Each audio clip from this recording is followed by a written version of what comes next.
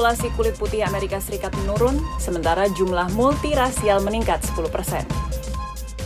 Untuk pertama kalinya di Indonesia, PLN sukses lakukan perdagangan emisi. Dana sebesar 311 miliar siap disalurkan untuk tangani COVID-19 di daerah Badung. Om Swastiastu, saat ini Anda sedang menyaksikan Nirwana Update bersama saya Cheryl Marella, dan itu dia tadi headline news kita untuk hari ini. Namun masih banyak berita aktual lainnya yang akan kami sajikan. Salah satunya adalah PLN siap produksi 2 ton oksigen untuk talangi korban COVID-19. Kita ikuti info lengkapnya dalam Nirwana Update.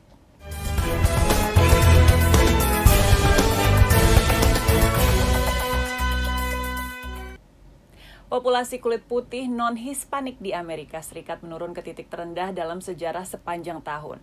Dorongan peningkatan multiras di Amerika Serikat menjadi penyumbang akan penurunan populasi kulit putih. Kita simak informasi lengkapnya bersama VOA.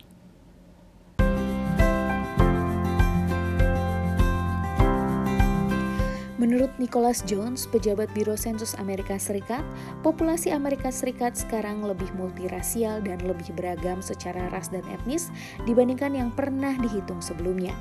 Dari 63% populasi kulit putih di tahun 2020, kini menjadi 57% di 2021. Penurunan terendah sepanjang sejarah ini disumbangkan oleh banyaknya partisipan di Amerika Serikat yang mengisi sensus dan mencentang boks kategori ras dengan multirasial.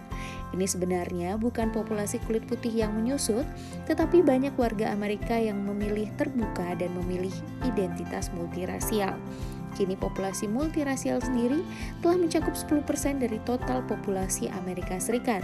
Bahkan ada temuan lain yang mengungkapkan bahwa populasi yang naik pesat sepanjang 10 tahun terakhir ada 33% populasi Asia dan Hispanik hampir 25%. PLN sukses mengeksekusi perdagangan emisi melalui PLTU untuk pertama kalinya di Indonesia. Sebanyak 80 PLTU milik PLN dan produsen listrik swasta turut dalam uji coba.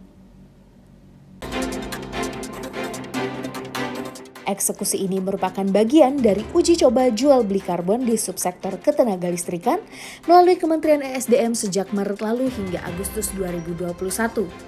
Pemerintah menetapkan batas intensitas emisi CO2 PLTU. Batasan ini menentukan jumlah alokasi kuota emisi di tiap PLTU. Sejauh ini sektor ketenagalistrikan Indonesia menyumbangkan 14% dari keseluruhan emisi nasional. Porsi ini termasuk yang terendah di antara 5 negara terluas di kawasan ASEAN, Filipina dan Vietnam misalnya, yang sektor ketenagalistrikannya masing-masing berkontribusi 30% terhadap emisi. Sementara Malaysia mencapai 32% terhadap kontribusi emisi nasionalnya. PLTU milik PLN Group juga telah melakukan pengimbangan emisi dengan membeli kredit karbon yang dihasilkan oleh beberapa PLTA melalui program Verified Carbon Standard. Dengan melakukan offset karbon, PLTU mengkompensasi sebagian emisi karbon mereka sehingga neraca emisi karbon menjadi lebih rendah. Tim Liputan Nirwana TV melaporkan. Masih dengan informasi dari PLN, kali ini PLN Indonesia siap untuk memproduksi 2 ton oksigen per hari dari 19 pembangkit listrik yang dikelola 2 anak usaha, yakni PT Pembangkit Jawa Bali dan PT Indonesia Power. Tujuannya adalah untuk membantu pasokan oksigen dalam penanganan COVID-19.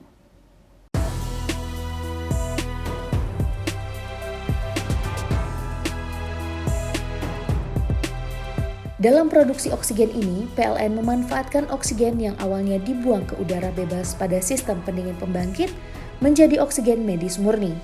Produksi oksigen yang dilakukan sesuai arahan Menteri BUMN Erick Thohir untuk mengendayagunakan berbagai potensi sumber daya yang dimiliki dalam membantu penanganan COVID-19.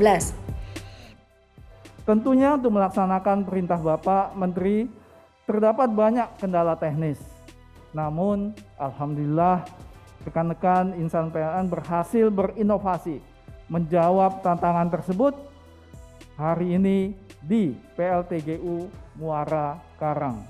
Alhamdulillah, oksigen murni yang dihasilkan pada proyek ini telah mendapatkan sertifikasi medis dari Kementerian Kesehatan.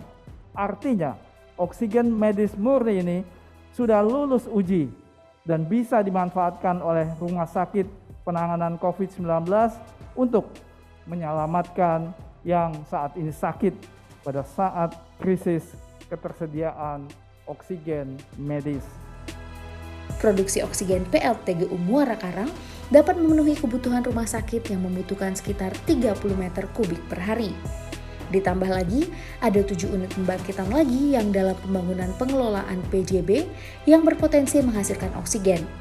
Maka potensi produksi seluruh oksigen mencapai 2 ton per hari, mengingat ada sekitar 19 pembangkit lagi yang berpotensi menyumbangkan produksi ini. Kedepan ada potensi peningkatan produksi optimum oksigen medis murni sekitar lebih kurang 2 ton per hari dari 19 pembangkit PLTN di regional Jawa, Madura, dan Bali. Tim Liputan Nirwana TV melaporkan. Pemirsa, kami akan segera kembali dengan informasi Kabupaten Badung yang memfokuskan anggaran untuk tangani COVID-19. Nantikan infonya setelah jeda yang satu ini.